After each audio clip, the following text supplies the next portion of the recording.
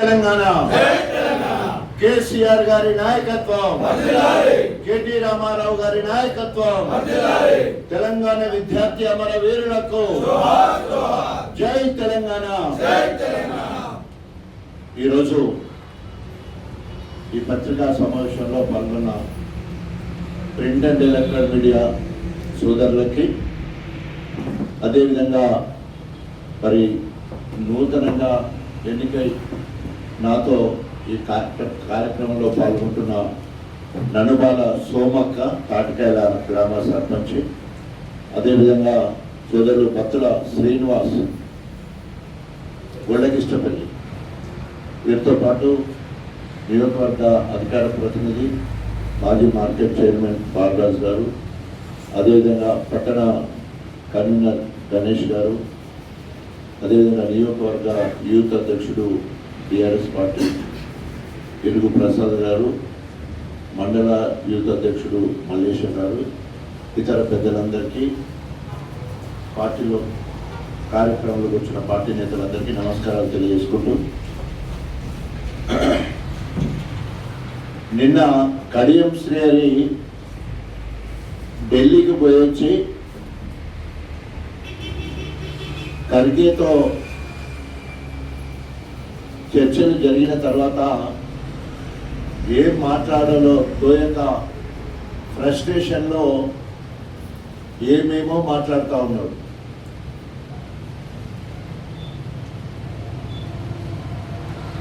పల్ల రాజేశ్వర రెడ్డి గారి గురించి అవసరం లేకున్నా కూడా కావాలని కవ్వింపుగా మాట్లాడినట్టు కనబడతా ఉన్నది. దొంగే దొంగ దొంగ అన్నట్టు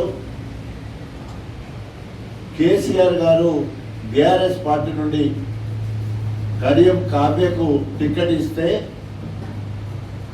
పార్టీ ఫండ్ తీసుకుని బీఫామ్ తీసుకున్న తర్వాత స్వయంగా కడియం శ్రీహరి గారే పల్ల రాజేశ్వర రెడ్డి గారు నాకు గన్పూర్ ఇన్ఛార్జ్ కావాలని మాట్లాడడం జరిగింది. ఈరోజు బీఆర్ఎస్ పార్టీని ఎగడామం పెట్టి తీసుకున్న పార్టీ పైసలు దిగమింగి స్థాయి లేకుండా మాట్లాడడం జరుగుతూ ఉంది.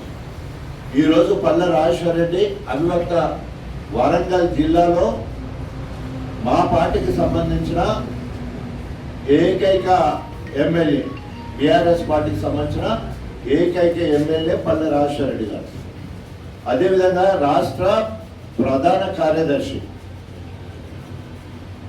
అదేవిధంగా పల్ల రాజేశ్వర రెడ్డి గారు గణపురం నియోజకవర్గ బిడ్డ.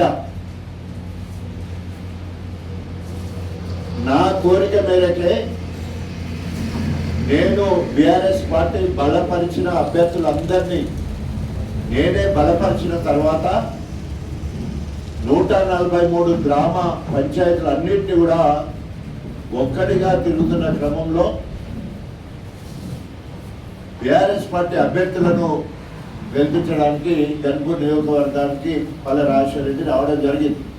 రాష్ట్ర స్థాయిలో సర్పంచులను గెలిపించుకోవడం కోసం రేవంత్ రెడ్డి సర్పంచుల గెలుపు కోసం 6 దిక్కుల ప్రోగ్రాములు పెట్టి తెలంగాణలో తిరగడం జరిగింది. సర్పంచులను గెలిపించుకోవడం కోసమే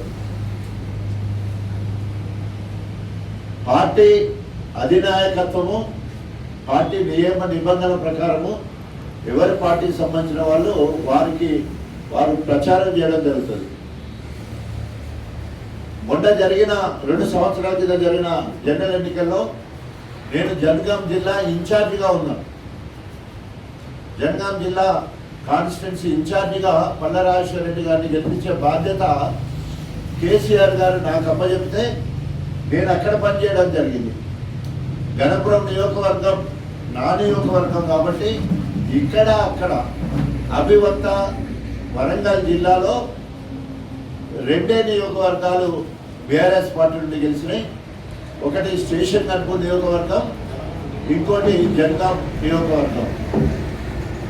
ఆ రకంగా గణపురం నియోజకవర్గంలో క్యాడర్ ఎంత ఉంది, నాయకులు ఎంతమంది ఉన్నారు, ఏ రకంగా 2 నియోజకవర్గాలలో గణపురం నియోజకవర్గ నాయకులు కార్యకర్తలు ఉండే 2 నియోజకవర్గాలలో మరి నా ఆధ్వర్యంలో నా నాయకత్వంలో నాయకులు కార్యకర్తలందరూ పనిచేయడం వల్లనే ఈరోజు 2 నియోజకవర్గాలు గెలుచుకోగలిగినాం.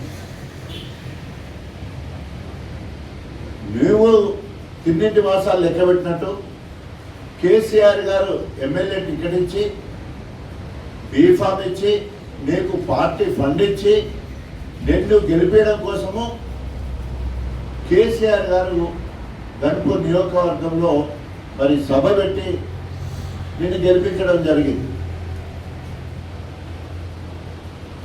నీవేమో విశ్వాసఘాతకుడిలాగా టీఆర్ఎస్ పార్టీ కార్యకర్తల కష్టంతో గెలిచి నిన్ను ఓడగొట్టాలనుకున్న కాంగ్రెస్ పార్టీలకు ఓడమే కాకుండా అధికార బలంతో అహంతో రెచ్చిపోయి గ్రామాలలో సర్పంచులను గెలిపించడానికి అదిరించి బెదిరించి మీకు ఇందిరమ్మ ఇండ్ల బిల్లులు ఆఫ్ చేస్తామని చెప్పేసి మిమ్మల్ని కేసుల పాలు చేస్తామని బెదిరించి మీరు పెన్షన్లు ఆఫ్ చేస్తామని బెదిరించి మీ అనుచర గణము దౌర్జన్యాలు చేసి పోలీసుల చేత అనేక రకాలుగా నిర్బంధించి ఇవాళ నువ్వు గెలిచింది ఏందయ్యా? కొండంతవి ఎల్కని పట్టినని గెలిచినావు నువ్వు. మొత్తము తెలంగాణ మొత్తంలో 2 సార్లు 85 to 90% అధికార పార్టీగా మేము గెలిస్తే ఈరోజు రాష్ట్ర స్థాయిలో 44% మాత్రమే కాంగ్రెస్ బలపరిచిన సర్పంచులు గెలిచారు. 44% మాత్రమే. మేము 85 నుండి 90% గెలిచాము మేము అధికారంలో ఉన్నప్పుడు. ఇప్పుడు 3వ విడత అయితే ఆ 44 నుండి 34% పడిపోయే అవకాశం ఉంది. తగుదునమ్మని చెప్పేసి ఏదో ఘనకార్యం సాధించినట్టు బెదిరించడం. ఇప్పటి వరకు మేమిచ్చిన పెన్షన్లు ఇచ్చుకుంటూ బీఆర్ఎస్ ప్రభుత్వం అమలుపరిచిన సంక్షేమ పథకాలన్నీ ఇచ్చుకుంటూ నీకు సిగ్గు శరం ఉండాలి.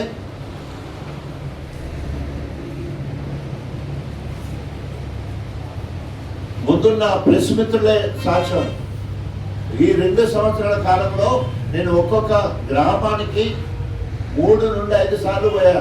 కనీసము ఈ 2 సంవత్సరాల కాలంలో అనేక గ్రామ పంచాయతీలకు నువ్వు ఇప్పటికి పోలే. ఓన్లీ మండల కేంద్రానికి వచ్చి సిఎంఆర్ఎఫ్ చెక్స్ ఇచ్చి కళ్యాణ లక్ష్మి చెక్లు ఇచ్చి మండల కేంద్రాల నుండి నువ్వు రాజకీయాలు చేస్తా ఉన్నావు. మళ్ళీ తగుదనమ్మా అని చెప్పేసి నాతో నువ్వు పోటీ పడుతున్నావు. నీకు నాకు నక్కకు నాగలోకి అనుకున్నంత తేడా. నువ్వు 3 సార్లు వెళ్తే నేను ఒక్కసారి గెలిచిన దాంట్లో సమానం. అంతకుముందు టీడీపీ ఉన్నప్పుడు నువ్వు గెలిచిన 2 సార్లు 4,000తో నా మీద గెలిస్తే నేను ఒక్కసారే 12,000 రెండింటిని అధిగమించి గెలిచిన. మొన్న గెలిచిన 7,000 కలుపుకుంటే మొత్తం కలిసి 15,000 3 సార్లు గెలిచిన మెజార్టీ. నేను 2వసారి 33,000 నిమిన్నే గెలిచిన. మళ్ళీ 58,000 మెజార్టీతో గెలిచిన. 4వసారి 37,000 మెజార్టీతో గెలిచిన. నీకు నాకు పోలికెక్కడిది? నువ్వు జిత్తుల మారి నక్కవి. రాజకీయ ఎత్తుగడలతో విపరీతంగా డబ్బులు వచ్చి నువ్వు గెలిస్తే ప్రజాబలంతో నేను గెలిచిన. మాట్లాడడానికి సిగ్గు శరం ఉండాలి. నోరుంది కదా, నాలుక మీద మచ్చలుంటే మాట్లాడినట్టు ఏది పడితే అది మాట్లాడొద్దు. రాజయ్య ఊళ్ళలో పోతే ఓట్లేయాలని మాట్లాడుతున్నావు. మరి నా మీద నువ్వు ఎట్లా ఓడిపోయినావు? అంతంత తక్కువ మెజార్టీతో నువ్వు, ఎక్కువ మెజార్టీతో నేను ఎట్లా గెలిచినా? ప్రజలు ఇవాళ నిన్ను చీకొడుతూ ఉన్నారు.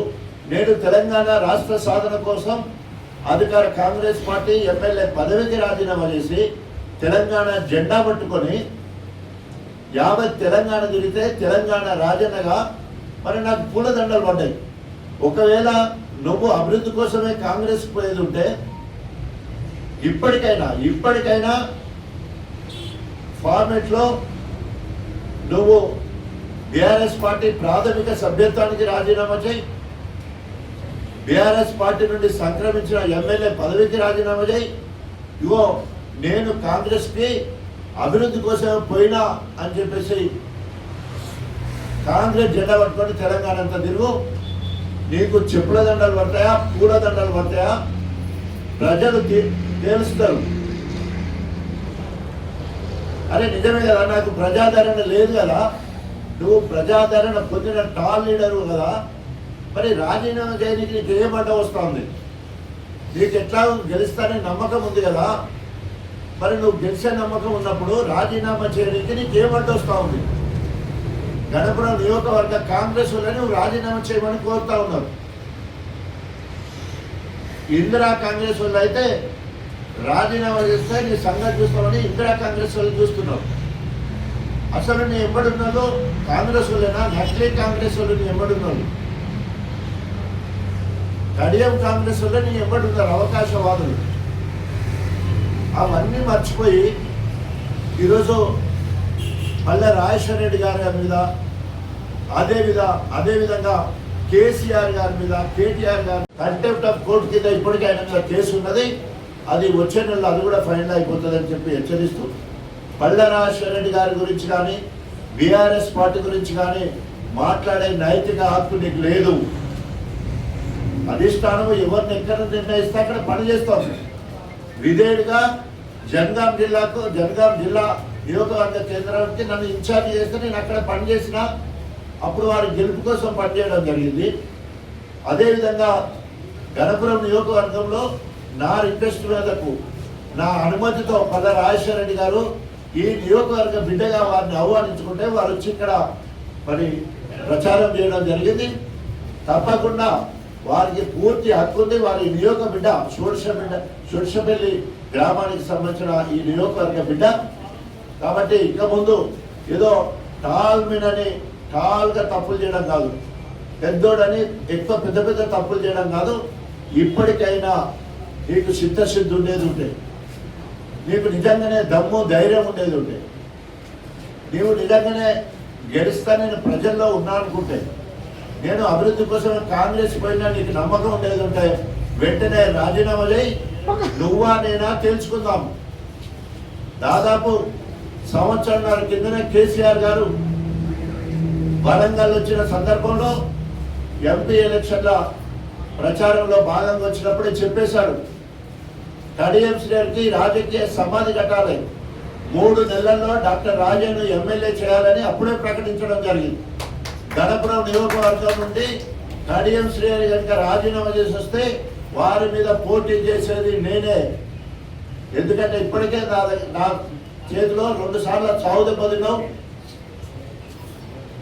మళ్ళీ పోయేదాలకు రాజకీయ సమాధి చేసి నిన్ను పర్వతగిరికి పార్సల్ చేస్తామని చెప్పేసి హెచ్చరిస్తూ నువ్వు కాంగ్రెస్ పార్టీ నుండి ప్రభుత్వ విధానాల గురించి ఏమైనా మాట్లాడుకో, కానీ మళ్ళీ రాజశేఖర రెడ్డి గురించి కానీ నా గురించి కానీ వ్యక్తిగత విమర్శలు చేస్తే గణపురం నియోజకవర్గం నుంచి తరిమి కొడతాం. రేపు ఎన్నికలు వచ్చేది ఉంటే నిన్ను ఏ గ్రామానికి రాకుండా బీఆర్ఎస్ శ్రేణులే కాదు ప్రజలందరూ కూడా తరిమి కొట్టడానికి సిద్ధపడుతున్నారని చెప్పేసి హెచ్చరిస్తూ ఒళ్ళు దగ్గర పెట్టుకొని మాట్లాడాలని చెప్పేసి హెచ్చరిస్తూ సెలవు తీసుకున్నాను. జై తెలంగాణ, జై తెలంగాణ. అసలైన తొలి వెలుగు. ఫాలో వాట్సాప్ @తొలి వెలుగు official.